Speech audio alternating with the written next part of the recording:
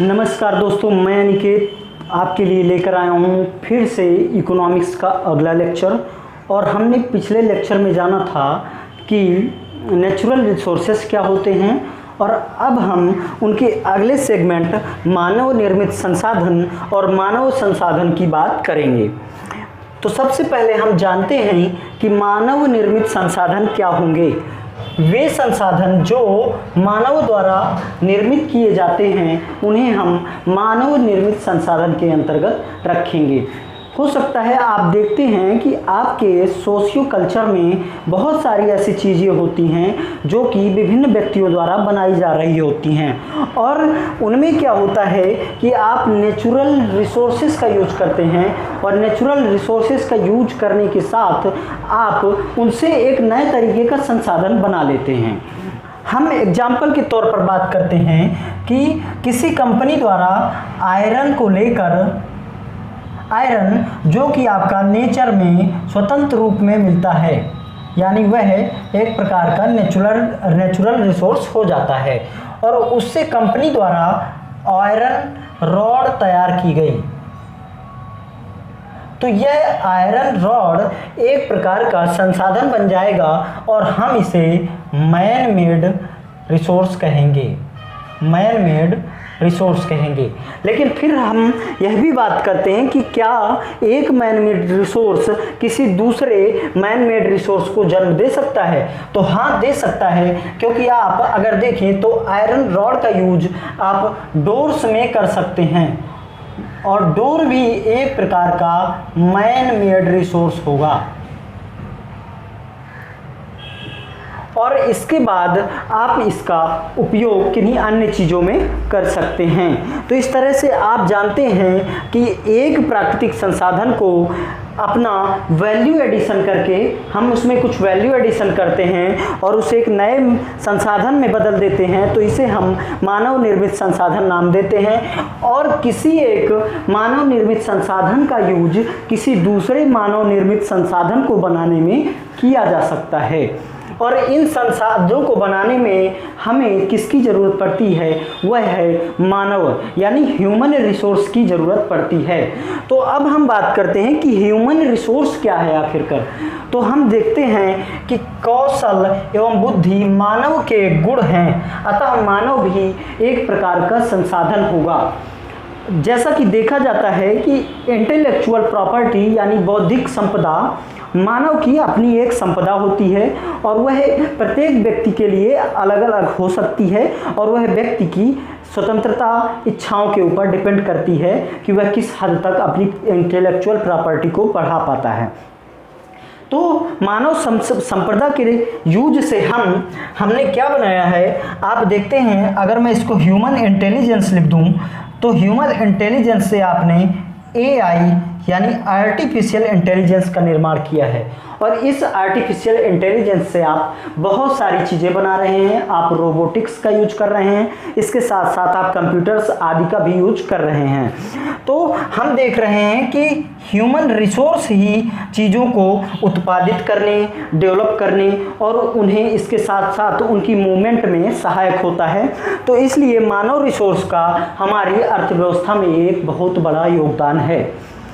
देख लें कि अगर हम ह्यूमन रिसोर्स को इंक्रीज करते हैं, ह्यूमन रिसोर्स को शक्तिशाली बनाते हैं, तो इससे क्या होगा? इससे आने वाला प्रोडक्शन इंक्रीज हो जाएगा, यानी प्रोडक्शन आपका इंक्रीज होगा, और प्रोडक्शन इंक्रीज होने के साथ इंक्रीज होगी राष्ट्र की वृद्धि, जिसे हम वृद्धि के नाम से जान सकते हैं, समृद्धि कहते हैं उसको बेसिकली। तो समृद्धि जो राष्ट्र की होती है वह बढ़ेगी, और समृद्धि बढ़ने से ही राष्ट्र का विकास बढ़ता है, यानी डेवलपमेंट बढ़ेगा। इसीलिए सरकार क्या करती है कि इंटेलेक्चुअल प्रॉपर्टी को बढ़ाने पर जोर दे रही है, और इसी में आपके पास कॉपीराइट करने का अधिकार भी प्राप्त होता है। आप अपनी इंटेलेक्चुअल प्रॉपर्टी के लिए कॉपीराइट भी कर सकते हैं। तो हमने जाना मानव निर्मित संसाधन क्या होते हैं और मानव संसाधन क्या होते हैं। अब हम डिस्कस करेंगे इसका अगला सेगमेंट, संसाधनों का संरक्षण। किस प्रकार से हम संसाधनों का संरक्षण करें कि वह हमारी अगली पीढ़ी के लिए भी सुरक्षित रहें और इसके साथ साथ हम भी उनका अच्छे से यूज कर पाएं। तो इसलिए कंजर्वेशन ऑफ रिसोर्सेज में जब हम बात करेंगे तो सबसे पहले बात करते हैं 3R फार्मूला, और इसके बाद हम दूसरा बात करेंगे शॉप वाइजली, तीसरा किस तरीके से एजुकेट करें लोगों को, और चौथा प्लांटिंग ट्री, और पांचवा रिन्यूएबल एनर्जी का यूज। 3R फार्मूला बेसिकली होता है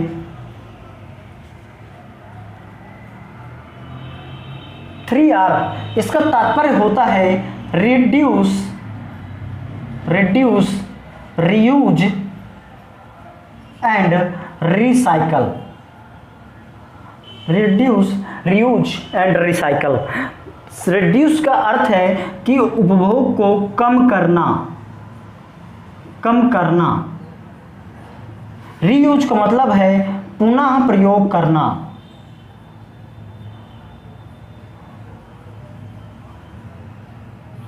और रिसाइकल का मतलब है कि दोबारा बना लेना।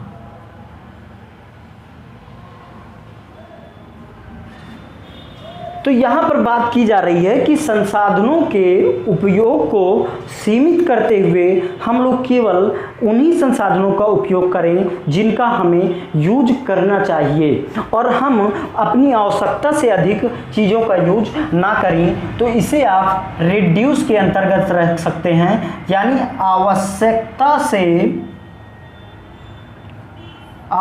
से अधिक उपभोग नहीं, उपयोग नहीं।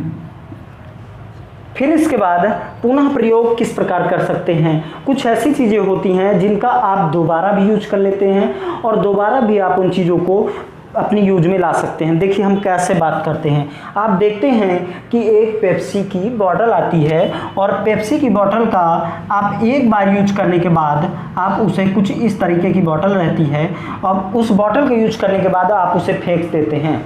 लेकिन सपोज करिए कि आगे चलकर आपको सिरका या टोमेटो सॉस भरने के लिए भी किन्हीं अन्य चीज़ों की आवश्यकता पड़ेगी, और जानते हैं कि कहीं ना कहीं आवश्यकता होगी तो कहीं ना कहीं उसका प्रोडक्शन भी आपूर्ति करने के लिए हो रहा होगा। तो अगर हम इसी पेप्सी की कोन का यूज, सपोज करिए हम किसी टोमेटो सॉस को भरने में कर लें, तो हमें टोमेटो सॉस के लिए जो बोतल चाहिए थी उसका प्रोडक्शन नहीं करना पड़ेगा। तो इसे हम कह सकते हैं कि पुनः प्रयोग कुछ इस प्रकार से हम वस्तुओं का या संसाधनों का कर सकते हैं। अब हम तीसरी बात करेंगे रिसाइकल। तो आप देख रहे होंगे कि प्लास्टिक की जितने भी चीज़ें होंगी उनका दोबारा रिसाइकलिंग करके बहुत सारी बॉटल्स, खिलौने जिन्हें आप टॉयज कह सकते हैं, वह बनाए जाते हैं और वह दोबारा भी प्रयोग में लाए जाते हैं। तो इस प्रकार से सबसे पहले हमें संसाधनों का संरक्षण करने के लिए इस टेक्नोलॉजी को अपनाना बहुत ज़रूरी है, रिड्यूस, रीयूज एंड रिसाइकल। आइए अब हम अगले सेगमेंट पे बात करते हैं, shop wisely. Shop wisely, shop wisely का तात्पर्य है कि चीज़ों का उपयोग जो हो रहा हो वह एक बुद्धिमत्तापूर्ण तरीके से हो रहा हो। जैसे आप देखेंगे कि आपने एक पेपर लिया और पेपर का यूज आपने राइटिंग करने में किया, और राइटिंग करने के बाद क्या होता है कि आप उसी पेपर को, अगर थोड़ी सी भी गलती हो गई तो आप उस पेपर को फाड़ कर फेंक देते हो और वह एक वेस्ट बन जाता है। और आप जानते हो कि एक पेपर को बनाने में कुछ ना कुछ वृक्ष का यूज हुआ रहा होगा। तो इसका वेस्ट ना करके हम अगर अच्छे तरीके से लिखें और उसको हम एक बढ़िया नोटबुक बना लें, तो यह क्या हो गया, शॉप वाइजली।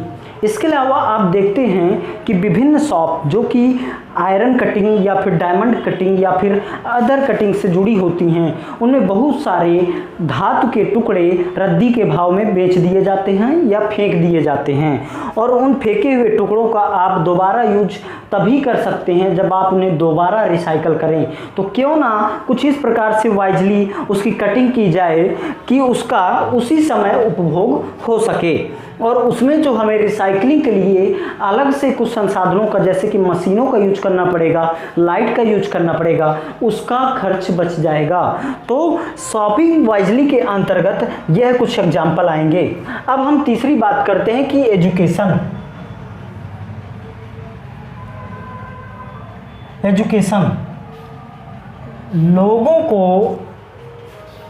लोगों को संसाधनों के उपयोग के बारे में जानकारी देना बहुत ज़्यादा आवश्यक है। अगर लोग एजुकेट नहीं होंगे, उन्हें उनका महत्व नहीं पता होगा, उन्हें उनकी इम्पोर्टेंस नहीं पता होगी, तो किस प्रकार वह इन विभिन्न चीज़ों को फॉलो कर पाएंगे। इसलिए ज़रूरी है कि उन्हें एजुकेशन दी जाए, और एजुकेशन देने के साथ ही अब आपको बताना होगा उनको उन विभिन्न संसाधनों का महत्व जो कि हमारे समाज के लिए और भावी पीढ़ी के लिए लाभदायक हैं। तो इसलिए एजुकेशन का अर्थ है कि संसाधनों के बारे में जानकारी देना, संसाधनों के बारे में जानकारी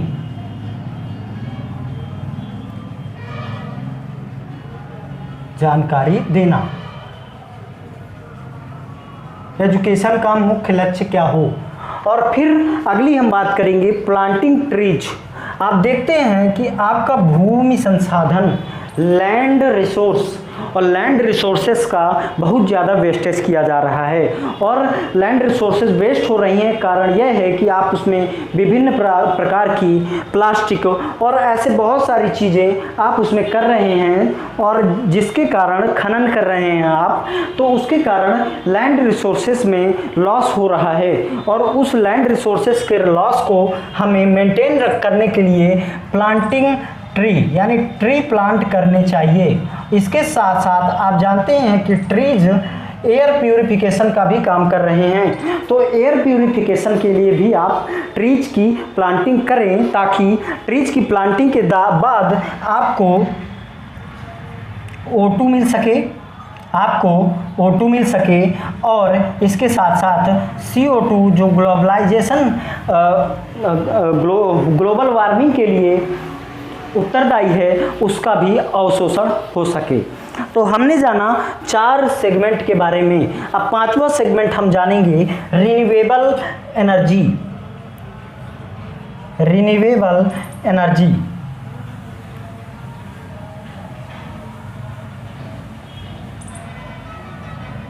रिन्यूएबल एनर्जी का अर्थ होता है नवीनीकरणीय ऊर्जा। आप देखते हैं कि विद्युत के उत्पादन में अभी तक कोयले का सर्वाधिक यूज हो रहा है, लेकिन हो सकता है आने वाले भविष्य में हम सोलर पावर का यूज आप इलेक्ट्रिसिटी को जनरेट करने में करने लगें, इलेक्ट्रिसिटी जनरेट कर सके सोलर पावर से। तो यही होगा आपका रिन्यूएबल एनर्जी का यूज करना। और इसके साथ साथ अन्य बहुत सारी चीज़ें होती हैं, जैसे कि विंड पावर का यूज भी आप रिन्यूएबल एनर्जी को जनरेट करने में कर सकते हैं। तो हमने बेसिकली इन सेगमेंट्स को इलस्ट्रेट किया है, और अब हम इसके बाद इकोनॉमी के बारे में जानेंगे कि अर्थव्यवस्था के अंतर्गत इकोनॉमी का क्या योगदान है, किसी देश की इकोनॉमी किन नियमों के अंतर्गत चल रही है, इस पर भी हम थोड़ा सा चर्चा करेंगे। अब हम बात करेंगे इकोनॉमी सेगमेंट की, और इकोनॉमी में हम जानेंगे कि इकोनॉमी क्या होती है, इकोनॉमी के अंतर्गत धन और व्यवस्थाएं क्या होती हैं। तो हम देखते हैं कि इकोनॉमी 2 शब्दों अर्थ एवं व्यवस्था से मिलकर बनी हुई है, और अर्थ का तात्पर्य होता है धन, और व्यवस्था एक प्रक्रियाओं का समूह होता है जिसके अंतर्गत इकोनॉमिक्स चल रही होती है। तो हम सबसे पहले बात करते हैं कि धन क्या है आखिरकार।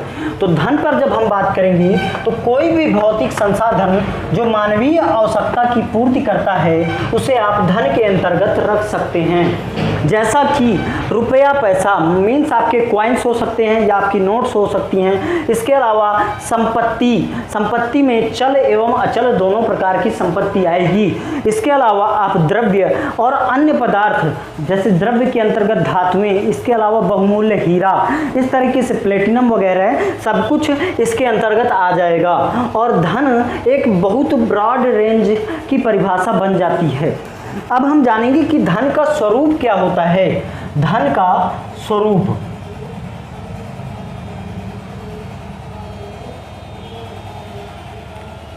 या इसे कह सकते हैं धन की प्रकृति। हम आपको थोड़ा सा इतिहास की ओर लेकर चलते हैं और इतिहास में हम धन के स्वरूप को स्पष्ट करते हैं। हम धन की बात कर रहे हैं। आप देखते होंगे कि वैदिक कालीन सभ्यताओं एवं सिंधु सभ्यता के दौरान धन का स्वरूप अलग अलग रहा है। जब हम सिंधु घाटी सभ्यता की बात करते हैं, सिंधु घाटी सभ्यता, तो इसमें आप देख रहे होंगे कि मुहरें मुद्रा के रूप में प्रयोग होती थीं। इसके अलावा अन्य चीज़ें जैसे कि वस्तु विनिमय, यानी वस्तु भी एक प्रकार का धन माना जा सकता है। तो इन दो चीज़ों का यूज आप एज धन के रूप में करते थे। इसके बाद हम वैदिक काल में बात करते हैं। जब वैदिक काल में बात करते हैं तो हम पाते हैं कि वैदिक काल में निष्क, शतमान, इन मुद्राओं का प्रयोग होता था। इसके साथ साथ पशु के रूप में धन, गाय होती थी पशुधन के रूप में, जिसे दान दिया जाता था। इसके साथ साथ बड़े बड़े राजा महाराजा संपत्ति यानी जमीनों का दान भी करते थे।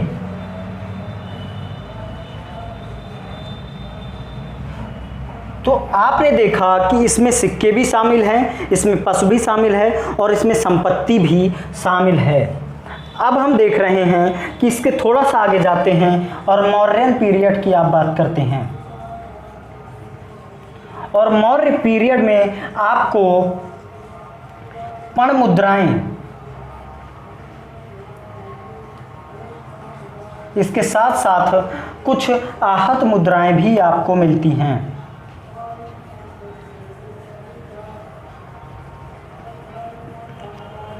तीन काल में अलग अलग धन का प्रयोग हुआ। यहाँ पर वस्तु, यहाँ पर आपकी जीव एक धन के रूप में प्रयोग हो रहा है और यहाँ पर भी मुद्राएं प्रयोग हो रही हैं। इसके बाद हम गुप्त काल में जाते हैं। तो गुप्त काल में हम देखते हैं, गुप्त काल में भूमि अनुदान, भूमि दान दी जाती थी और यही धन का एक स्रोत माना गया। इसके बाद अन्य अगर बात की जाए तो सातवाहन वंश में शीशे के सिक्के भी चलाए गए।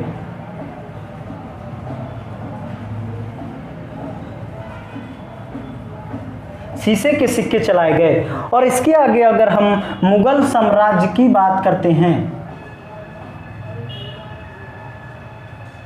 तो मुगल साम्राज्य में हम पाते हैं कि मुगल साम्राज्य में निसार, संसब, मुहर जैसी बहुत सी मुद्राएं चलाई गई हैं। तो इन सब से हम क्या निष्कर्ष निकाल सकते हैं कि पूरी अर्थव्यवस्था के विकास के दौरान इनके स्वरूप का बदलाव होता रहा, जिनमें इनकी आकृति का बदलाव हुआ, इनमें आने वाले पदार्थों का बदलाव हुआ एवं इसमें प्रणालियों का भी बदलाव होता रहा है और रुपए की या मुद्रा की वैल्यू अप डाउन होती रही है।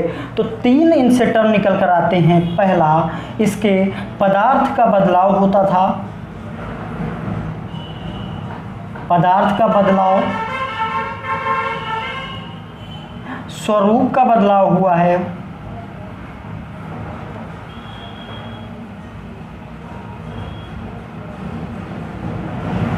और इसके साथ साथ वैल्यू जो कि वैल्यू होती है बेसिकली किसी भी चीज़ की वैल्यू का तात्पर्य है आपकी यानी मानव की नज़र में उसकी कीमत कितनी है और आप उसको कितना प्रभावशाली मानते हो। तो वैल्यू का भी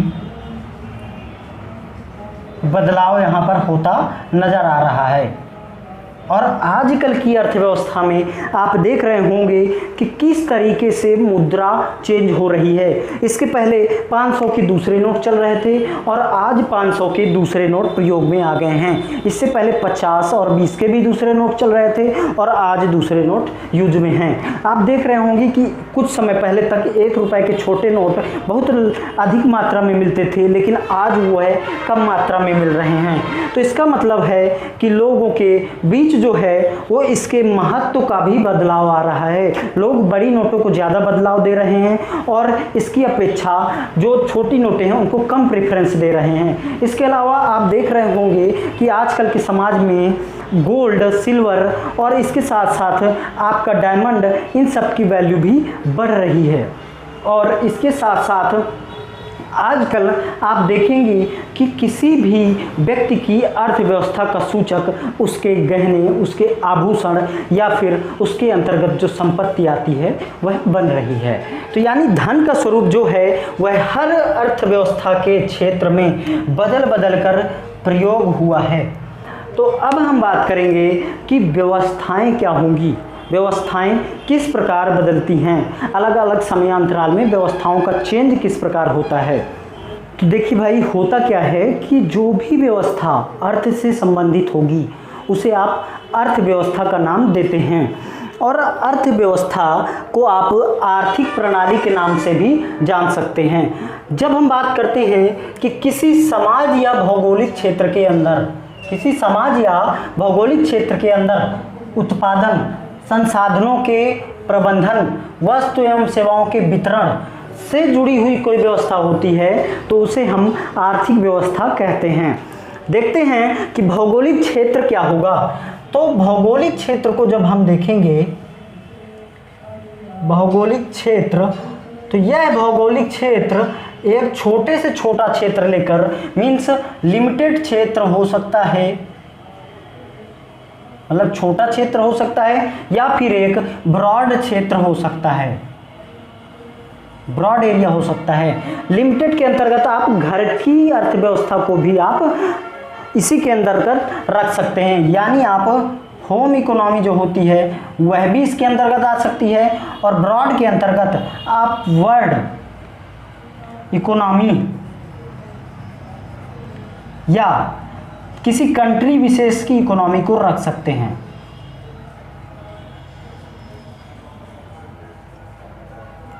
कंट्री विशेष इकोनॉमी में आप बात कर सकते हैं कि Indian economy, Russian economy, British economy, आगे चल के ऐसे बहुत सारे देश हैं और सभी देश की अपनी अपनी इकोनॉमी होती है। तो इसलिए कंट्री इकोनॉमी के अंतर्गत हम एक ब्रॉड रेंज पर कवर करते हैं।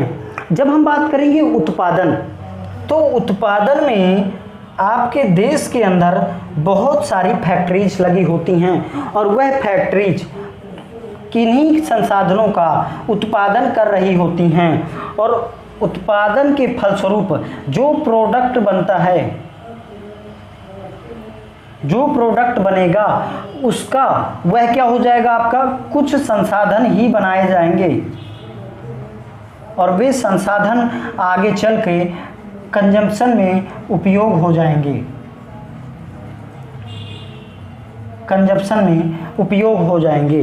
तो कह सकते हैं कि उत्पादन में आपकी विभिन्न प्रकार की औद्योगिक इकाइयाँ लगी हुई हैं। इसके अलावा कुछ घरेलू उत्पादन भी हो रहे हैं, जैसे कि घर में मोमबत्ती बना लेना या अन्य चीज़ें, जैसे कि आप मिठाई बना रहे हो, शॉप रखे हुए हो छोटी सी मिठाई, समोसे आदि की, तो वो भी तो एक प्रोडक्शन है, लेकिन उसको आप संसाधन के अंतर्गत क्यों नहीं काउंट कर रहे हो और संसाधन के अंतर्गत उसे काउंट नहीं किया जा रहा है, इसलिए गवर्नमेंट उसका टैक्स भी नहीं ले पा रही है और यह शैडो इकोनॉमी का क्षेत्र बन जाता है।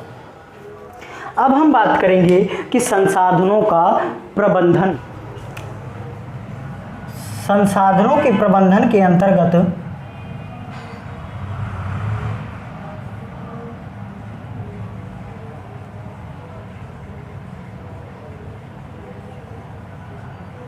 संसाधनों का प्रबंधन के अंतर्गत हम देखेंगे कि पूरा का पूरा सरकारी तंत्र संसाधनों के प्रबंधन में लगा हुआ है और या फिर संसाधनों के उत्पादन में जुड़ा हुआ है। इसके साथ साथ आपका प्राइवेट सेक्टर भी इन संसाधनों के प्रबंधन में लगा रहता है। हम बात करें, एक छोटा सा फैक्टर उठाते हैं, जैसे कि आप गेहूं,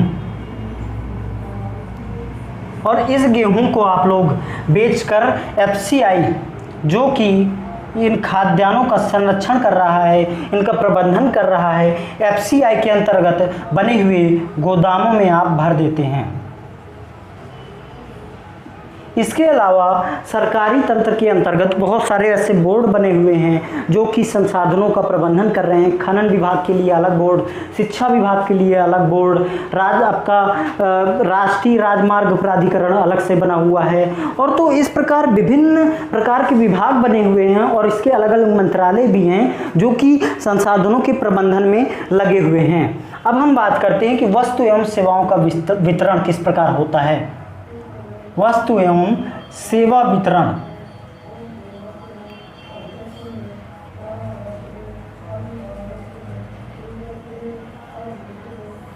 जब हम वस्तु की बात करते हैं, केवल और केवल वस्तु की बात करें, तो हम देखते हैं कि वस्तु के वितरण में आपका प्राइवेट सेक्टर और इसके साथ साथ आपका पब्लिक सेक्टर यानी सार्वजनिक क्षेत्र भी लगा हुआ है। जैसे कि सरकार भी वस्तुओं का वितरण कर रही है, जैसे कि आप मिड डे मील को ले लीजिए, मिड डे मील,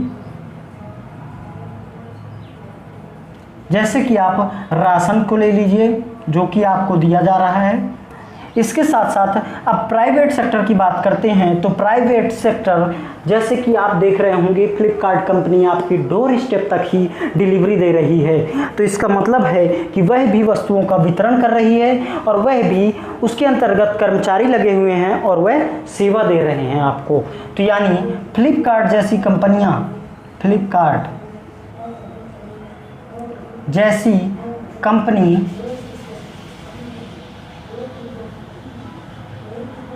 जिसे हम निजी क्षेत्र के अंतर्गत रख सकते हैं, यह एक निजी क्षेत्र की कंपनी है और निजी क्षेत्र की कंपनी भी क्या कर रही है, आपकी वस्तुओं के वितरण को यानी डिस्ट्रीब्यूशन में सहयोग दे रही है, कह सकते हैं। तो वस्तु के वितरण को हमने समझा। अब सेवाओं का वितरण किस प्रकार हो रहा है। सेवाओं के वितरण में भी हम देख रहे हैं कि आपका सरकारी सेक्टर में बहुत सारे व्यक्ति लगे होते हैं, जॉब कर रहे होते हैं। आप देखते हैं डॉक्टर, इंजीनियर, टीचर, इसके अलावा आपके ग्रुप डी कर्मचारी होते हैं, इसके अलावा विभिन्न प्रकार के A ग्रेड कर्मचारी, B ग्रेड कर्मचारी, है ना। तो ऐसे करके बहुत सारे कर्मचारी होते हैं जो कि सेवाएं दे रहे हैं। और प्राइवेट सेक्टर में भी आप देखते हो कि इनफॉर्मल जॉब भी कर रहे हैं बहुत सारे लोग। कोला में भी तो बहुत सारे कर्मचारी लगे होंगे, तो कोला एंड ओला दोनों में ही बहुत सारे कर्मचारी काम कर रहे हैं। तो वस्तु एवं सेवा का वितरण भी हो रहा है और सेवाओं के वितरण के कारण ही संसाधन जो हो रहे हैं उन संसाधनों का हम सही तरीके से प्रयोग कर रहे हैं। लेकिन सेवा के वितरण को अगर समझा जाए तो सेवा का वितरण किस प्रकार होगा। सेवा का वितरण करने के लिए सपोज करिए कोई एक काम करना है और उस काम को हम विभिन्न लोगों में बांट दें, तो क्या होगा कि किसी एक व्यक्ति के पास एक ही तरह का काम होगा और वह उसमें अपना 100% दे पाएगा और स्पेशलाइजेशन भी कर लेगा उसमें। तो सेवा क्षेत्र में जब हम वितरण कर देते हैं तो उससे प्रोडक्शन में इंक्रीजमेंट हो जाता है। तो इस प्रकार हमने वस्तु एवं सेवाओं के वितरण को समझा और यह पूरी की पूरी व्यवस्था आपकी आर्थिक व्यवस्था के अंतर्गत आ जाती। दोस्तों, अब हम बात करेंगे अर्थव्यवस्था के क्षेत्रों की कि अर्थव्यवस्था के कितने क्षेत्र होते हैं। तो अर्थव्यवस्था के 3 क्षेत्र होते हैं। पहला आपका प्राथमिक क्षेत्र, दूसरा द्वितीयक क्षेत्र और तीसरा तृतीयक क्षेत्र। और तीनों ही क्षेत्रों के अंतर्गत अलग अलग चीज़ें सम्मिलित होती हैं। जब हम प्राथमिक क्षेत्र की बात करते हैं तो हम देखते हैं कि ऐसा क्षेत्र जिसमें प्राकृतिक संसाधनों का दोहन हो, प्राकृतिक संसाधनों का दोहन हो रहा हो जिस क्षेत्र में, उसे हम प्राथमिक क्षेत्र के अंतर्गत रखेंगे। हम थोड़ा सा एग्जाम्पल लेते हैं। एग्जाम्पल के अंतर्गत हम समझते हैं कि एक किसान होगा, फार्मर होगा और फार्मर यूज कर रहा होगा लैंड रिसोर्स का। लैंड रिसोर्स का यूज कर रहा होगा, यह है आपका प्राकृतिक संसाधन होता है लैंड रिसोर्स, और लैंड रिसोर्स की यूज से वह व्हीट का उत्पादन कर रहा होगा। तो इस प्रकार यह पूरा का पूरा क्षेत्र आपका प्राथमिक क्षेत्र बन जाता है। इसी के बाद हम दूसरा एग्जाम्पल देखते हैं। कोई ऐसी कंपनी है जो कि किसी लैंड पर, कंपनी सपोज करिए टाटा कंपनी है, और वह समुद्र से नमक बनाने का कार्य कर रही है। तो समुद्र क्या हो गया आपका, समुद्र मतलब सी वाटर का यूज ही किया जाएगा। तो यानी सी वाटर आपका हो गया नेचुरल रिसोर्स, और नेचुरल रिसोर्स का यूज करके वह साल्ट बना रही होगी कंपनी, और इसका आप बाद में उपभोग करते हैं। तो कहने का तात्पर्य है कि जो भी प्राकृतिक संसाधनों के दोहन द्वारा बनाया जाता है वह आपका प्राथमिक क्षेत्र का उत्पाद होगा, और यह पूरी की पूरी व्यवस्था आपकी प्राथमिक क्षेत्र के अंतर्गत आ जाती है। अब हम बात करेंगे द्वितीयक क्षेत्र की। द्वितीयक क्षेत्र में हम देख रहे हैं कि यह क्षेत्र औद्योगिक गतिविधियों से जुड़ा होता है। औद्योगिक गतिविधियां मीन्स होता है कि आप जो प्रोडक्शन करेंगे, आप प्राथमिक क्षेत्र से जो प्रोडक्शन कर रहे हैं जैसे कि व्हीट, उसका जब आप प्रसंस्करण करेंगे और प्रसंस्करण करने के बाद आप उससे बिस्किट और अदर चीज़ों का निर्माण कर रहे हैं, तो इसका मतलब है कि आप उद्योगों के अंतर्गत दूसरी चीज़ का निर्माण कर रहे हैं, तो यह है आपका औद्योगिक क्षेत्र के अंतर्गत आ जाएगा। सपोज करिए आपने पहली अवस्था में या पहले क्षेत्र में खनन करके, ये खनन आपका प्राथमिक क्षेत्र से जुड़ा होगा। खनन किसका किया आपने, आयरन का किया, और इस आयरन का खनन करके आप लाए इसको कंपनी तक, और कंपनी में इसका बनाया गया आयरन रॉड, वो भी गलाकर आयरन रॉड बना दिया गया किसी कंपनी में। तो यह है आपका जो क्षेत्र बन जाता है पूरा का पूरा, यह है आपका कौन सा क्षेत्र बन जाएगा, इसे आप कहेंगे द्वितीयक क्षेत्र की गतिविधि। इसके अलावा हम देखते हैं कि इसमें दो तरीके के वर्कर्स कार्य कर रहे होते हैं, एक जो तकनीकी कुशल होते हैं और जो तकनीकी अकुशल होते हैं। तो तकनीकी कुशल लोगों को हम कह देते हैं, जो तकनीकी कुशल होते हैं जिनको टेक्नोलॉजी का ज्ञान होता है। जैसे कि आप देख रहे होंगे कि किसी कंपनी के अंतर्गत कुछ इंजीनियर्स लोग लगे होंगे जो कि वर्कर्स को टेक्नोलॉजी बनाकर दे रहे होंगे कि आप इस तरीके से इस चीज़ का प्रसंस्करण कीजिए। तो वह आपका वाइट कॉलर वाले कर्मचारी हो जाएंगे, वाइट कॉलर वाले कर्मचारी कहलाएंगे। और अगर हम इसको बात करेंगे कि तकनीकी अकुशल कौन से होंगे, तकनीकी अकुशल,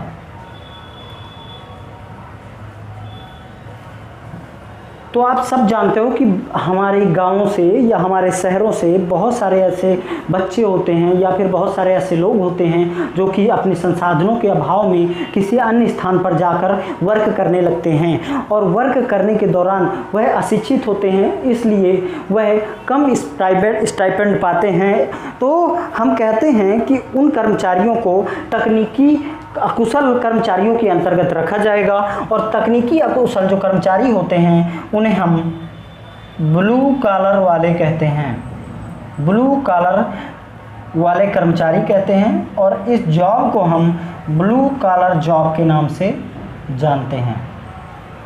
ठीक है, इतना आपको समझ में आया कि तकनीकी कुशल और तकनीकी अकुशल क्या होता है। तकनीकी कुशल में आपका वाइट कलर आती है और तकनीकी अकुशल में ब्लू कॉलर जॉब आती है। अब हम बात करेंगे कि तृतीयक क्षेत्र क्या होता है और तृतीयक क्षेत्र के अंतर्गत कौन कौन से कर्मचारी सम्मिलित होते हैं।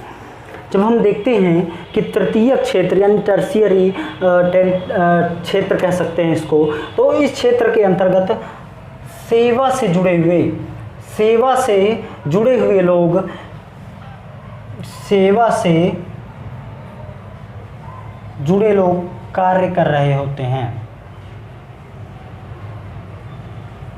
लोग इसके अंतर्गत कार्य कर रहे होते हैं। और इन लोगों का कार्य क्या होता है, जो चीज़ें चल रही हैं उनका प्रबंधन करना। जैसे कि कोई कंपनी चल रही हो और उसके अंतर्गत सीईओ और उससे प्रबंध महानिदेशक कार्य कर रहे होंगे, तो वे सब के सब सेवा क्षेत्र के लोग बन जाएंगे।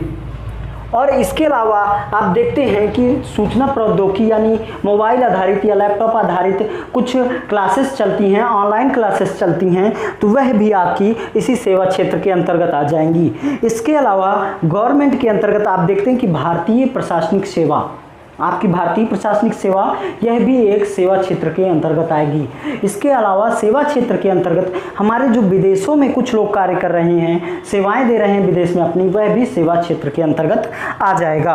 और इसके अलावा हम देखते हैं कि शिक्षा व्यवस्था, स्वास्थ्य व्यवस्था, सफाई, स्पेस साइंस,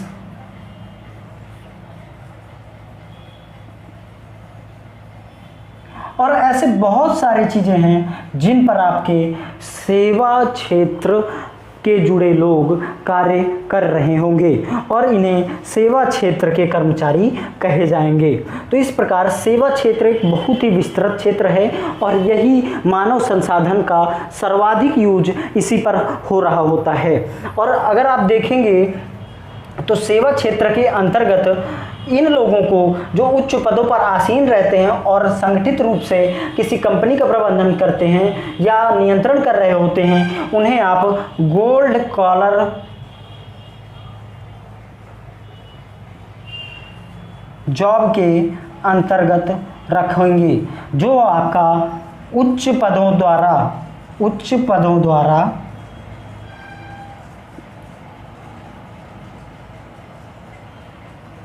प्रबंधन कर रहे होते हैं, उन्हें आप गोल्ड कॉलर जॉब के अंतर्गत रख देते हैं।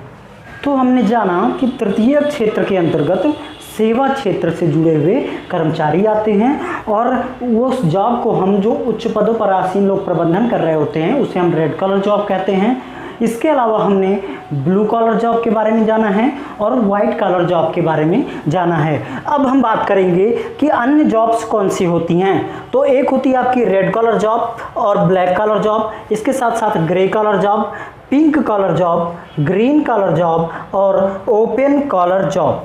तो हम सबसे पहले बात करते हैं रेड कॉलर जॉब। तो रेड कॉलर जॉब के अंतर्गत आप विभिन्न श्रमिक को रख सकते हैं, जैसे कि आपका किसान, यह भी एक प्रकार का रेड कॉलर जॉब के अंतर्गत आ जाता है। फिर अगर बात करें ब्लैक कॉलर जॉब के अंतर्गत, तो विभिन्न प्रकार के ऐसे उद्योग या ऐसे प्राथमिक क्षेत्र के कार्य जिनमें आपका हाथ काला हो जाता है, हाथ काला हो जाए उसको ही हम ब्लैक कॉलर जॉब कहते हैं, या आपके कपड़े गंदे हो जाते हैं। जैसा कि आप जब भी कभी कोयला से जुड़ा हुआ या रिफाइनरी से जुड़ा हुआ कार्य करते हैं या फिर आप कोई मैकेनिक होते हैं, तो ये तीनों ही क्षेत्रों में आपके शर्ट में गंदगी लग जाती है, तो इस क्षेत्र को हम ब्लैक कॉलर जॉब के नाम से जानते हैं। अब हम बात करेंगे कि ग्रे कॉलर जॉब के अंतर्गत कौन से कर्मचारी आएंगे। तो बेटा कुछ कर्मचारी ऐसे भी होते हैं जो कि रिटायरमेंट के बाद भी काम कर रहे होते हैं, विभिन्न प्रकार की यूनिवर्सिटीज़ में सेवाएं दे रहे होते हैं। आप देखते हैं आर्मी पर्सन्स को देखिए, और आर्मी पर्सन्स आगे चलकर भी बैंकिंग सेक्टर में जॉब दे रहे होते हैं, तो इनको हम ग्रे कॉलर जॉब के अंतर्गत रखेंगे। जैसे कि बैंकिंग सेक्टर में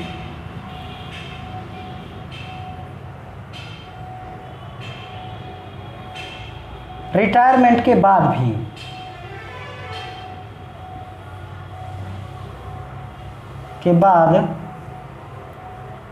कार्यरत आर्मी पर्सन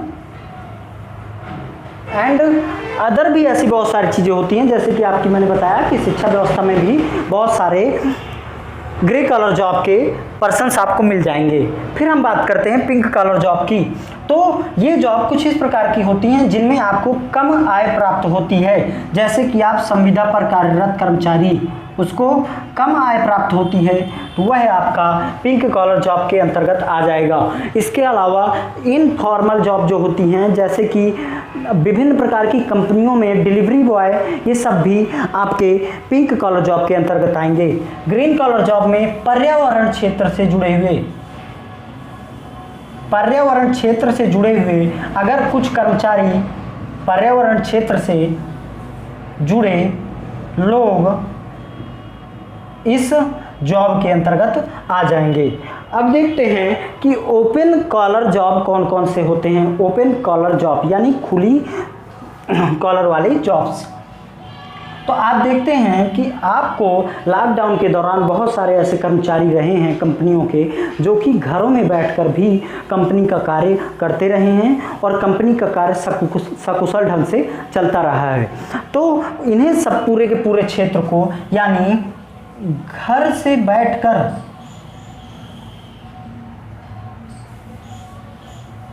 स्वतंत्रतापूर्ण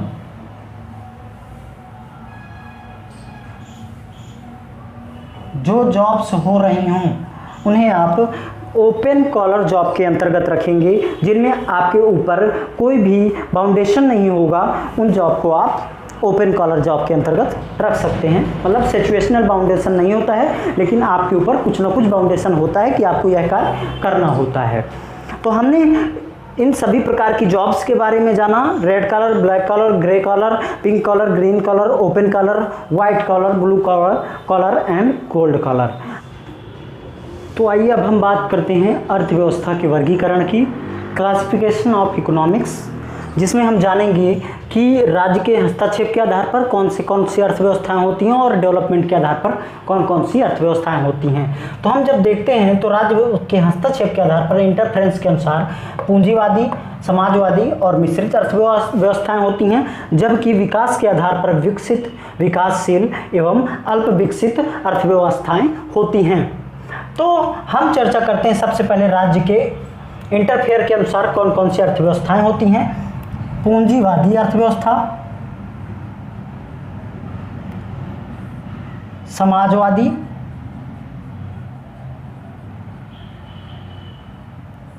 और मिश्रित।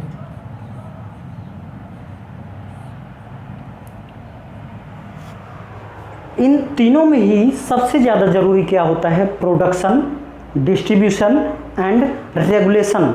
इन तीनों फैक्टर पर आधारित होती हैं आपकी पूंजीवादी अर्थव्यवस्था, समाजवादी अर्थव्यवस्था और मिश्रित अर्थव्यवस्था। इसे हम प्रोडक्शन,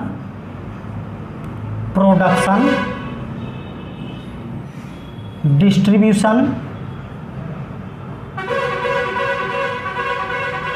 और इसके साथ साथ रेगुलेशन,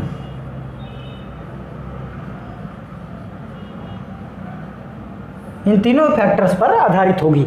अब देखते हैं कि पूंजीवादी अर्थव्यवस्था में production and distribution, production plus distribution, यह दोनों ही निजी क्षेत्र के अंतर्गत रहते हैं, निजी क्षेत्र के अंतर्गत रहते हैं। एवं रेगुलेशन में भी निजी एवं सरकारी क्षेत्र कार्य कर रहे होते हैं। लेकिन सरकारी क्षेत्र का जो नियंत्रण होता है वह कम नियंत्रण होता है, जबकि निजी क्षेत्र का नियंत्रण ज़्यादा होता है। जैसे कि तेजस एक्सप्रेस की आप बात कर सकते हैं। तेजस एक्सप्रेस में निजी क्षेत्र का प्रभुत्व ज़्यादा है और सरकारी क्षेत्र का प्रभुत्व कम है, लेकिन फिर भी रेगुलेशन उसका कहीं ना कहीं सरकार थोड़ी बहुत मात्रा में कर रही होगी। आगे बात करते हैं समाजवादी क्षेत्र। थोड़ा सा बात कर लेते हैं। यह लाभ पर आधारित होती है, क्योंकि प्राइवेट सेक्टर ज़्यादा से ज़्यादा लाभ कमाना चाहेगा, और जब ज़्यादा से ज़्यादा लाभ कमाने की इच्छा होगी तो पूंजीवादी अर्थव्यवस्थाओं में जो वस्तुएं होंगी वह महंगी हो जाएंगी, कीमतें बढ़ जाएंगी उनकी। अब हम बात करेंगे समाजवादी अर्थव्यवस्था में। तो समाजवादी अर्थव्यवस्था में प्रोडक्शन प्लस डिस्ट्रीब्यूशन दोनों ही सरकार के अंडर में होते हैं। इसके अलावा रेगुलेशन भी सरकार कर रही होती है। प्रोडक्शन, डिस्ट्रीब्यूशन एंड रेगुलेशन आप इसे कहते हैं, ये तीनों का तीनों सरकार कर रही होती हैं। और जब आप देखेंगे कि 1991 से पहले प्रोडक्शन, डिस्ट्रीब्यूशन और रेगुलेशन तीनों ही सरकार के अंडर में रहे हैं और अर्थव्यवस्था का हाल आपको पता ही है कि किस तरीके से हो गया था। तो इसके बाद 1991 के बाद जब सुधार होते हैं तो ग्लोबलाइजेशन के अंतर्गत कुछ कनेक्टिविटी होती वर्ल्ड के साथ और कुछ चीज़ें बदलती हैं और धीरे धीरे करके हमारी इकोनॉमी ग्रो होने लगती है। तो इसके हानियाँ क्या होती हैं कि उनमें प्रतिस्पर्धा नहीं रहेगी, उनमें कंपटीशन नहीं होगा, कंपटीशन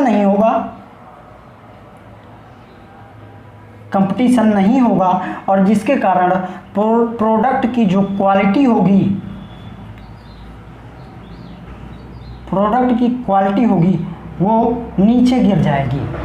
इससे आपको समझ में आ रहा होगा कि समाजवादी अर्थव्यवस्था में प्रोडक्शन, डिस्ट्रीब्यूशन और रेगुलेशन तीनों सरकार करती है, कंपटीशन कम होता है जिसके कारण प्रोडक्शन क्वालिटी घट जाती है। अब हम बात करेंगे मिश्रित अर्थव्यवस्था की। तो मिश्रित अर्थव्यवस्था में कुछ प्रोडक्शन, जो कि प्रोडक्शन होगा plus distribution, production plus distribution plus regulation,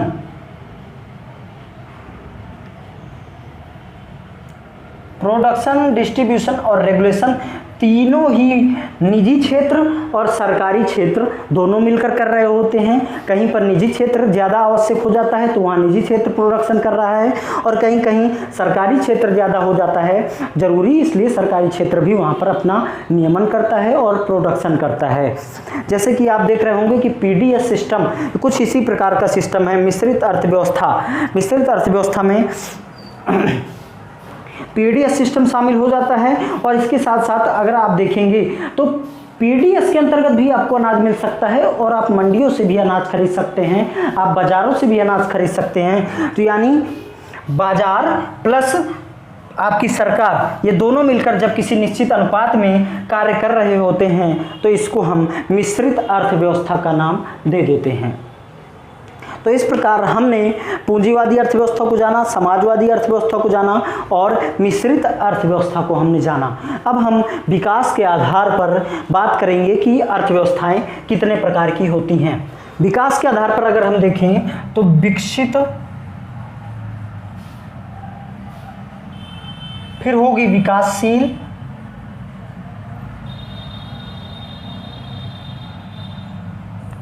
और फिर होगी अल्प विकसित।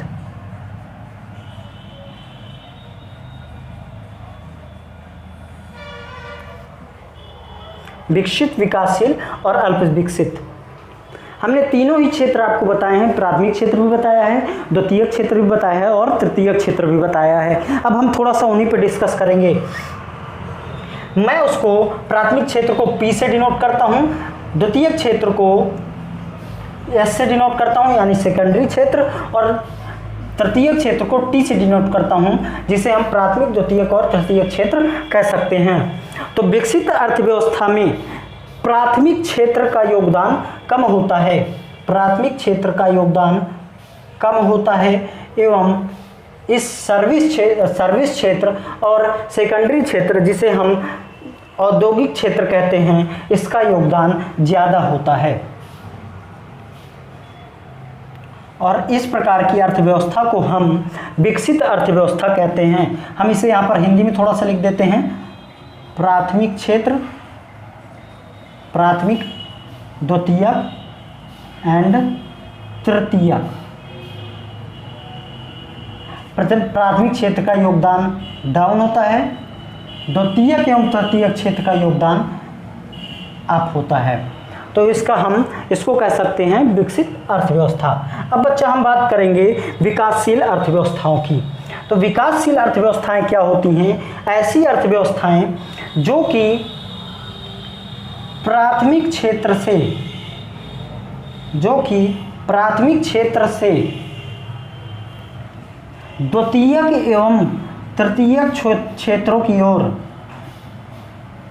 द्वितीयक प्लस तृतीयक क्षेत्रों की ओर जा रही हों, मूवमेंट कर रही हों, तो इसे हम कहेंगे विकासशील अर्थव्यवस्था। और इस अर्थव्यवस्था को हम ट्रांजिशनल इकोनॉमी भी कहते हैं, यानी ट्रांजिशनल परिवर्तित हो रही इकोनॉमी, संक्रमण हो रहा है इकोनॉमी का।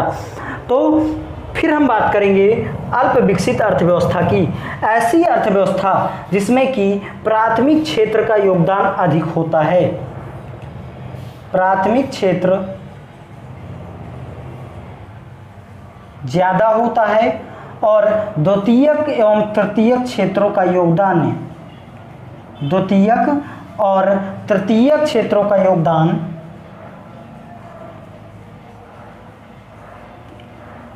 बहुत कम होता है, बहुत कम होता है। तो इन्हें हम अल्प विकसित अर्थव्यवस्थाएं कहते हैं। अगर विकसित अर्थव्यवस्था के एग्जाम्पल की बात करते हैं तो आपकी विकसित अर्थव्यवस्था में अमेरिका, रूस और कनाडा जैसे देश आ जाते हैं, जबकि वहीं विकासशील अर्थव्यवस्था में बात करें तो आपका भारत आ सकता है। इसके अलावा अगर अल्प विकसित की बात करते हैं तो विभिन्न प्रकार के अफ्रीकन देश जैसे कि क्यूबा और ऐसे बहुत सारे ऐसे देश हैं जो कि आपका अल्प विकसित अर्थव्यवस्थाओं के अंतर्गत आ जाएंगे। इसके अलावा बहुत सारे छोटे छोटे देश भी होते हैं जिनकी अर्थव्यवस्था बहुत कमज़ोर होती है और वो लोग अपने यहाँ पर्यटन का विकास कर रहे होते हैं जिससे कि अर्थव्यवस्था में मजबूती मिले। तो इन तीनों ही अर्थव्यवस्थाओं के क्षेत्र को हमने जान लिया है, कैसे कंपैरिजन करेंगे ये भी जान लिया है हमने। और अब हम अगली जो कड़ी रहेगी उसमें बात करेंगे कि अर्थव्यवस्था से रिलेटेड विभिन्न प्रकार के टर्म कौन कौन से यूज किए जाते हैं, जैसे कि ब्लैक इकोनॉमी, ब्लू इकोनॉमी और इसके साथ साथ grey economy and gig economy और शैडो इकोनॉमी। ऐसे बहुत सारे ऐसे क्षेत्र हैं जिनके बारे में हम अगले लेक्चर में जानेंगे। तो दोस्तों इस चैनल को लाइक करते चलिए, सब्सक्राइब करते चलिए और यूपीएससी जीएस के साथ आप कंप्लीट कीजिए अपनी इकोनॉमिक्स को और आगे चलकर आपको अन्य लेक्चर भी प्राप्त होने लगेंगे। नमस्कार, धन्यवाद।